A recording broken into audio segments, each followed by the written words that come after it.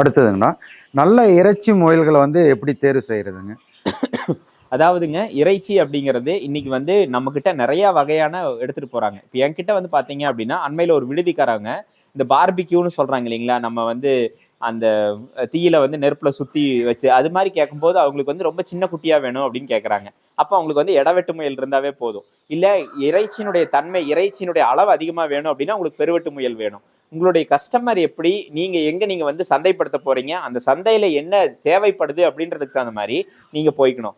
என்னுடைய அனுபவத்துல பெருவெட்டு முயல் வச்சிருந்தீங்கன்னா 95 விழுக்காடு பெருவெட்டு முயல் தான் எதிர்பார்க்கறாங்க. ஒரு 5 விழுக்காடு தான் நான் அப்படியே சொன்ன மாதிரியான இது வருது. அப்போ எடுக்கும் போதே வந்து தாய்மயில், இப்ப இந்த முயல்லாம் வந்து பாத்தீங்க அப்படின்னா இன்னைக்கு ஒரு 2.25 கிலோ வரும். இந்த 2.25 கிலோ வந்து நான் இது வந்து ஆண் முயல் என்னுடைய இனப்பெருக்கத்துக்காக நான் நிறுத்தியிருக்கேன். ஒரு 2.25 3 கிலோ இல்லாம நான் இனப்பெருக்கம் பண்ண மாட்டேன்.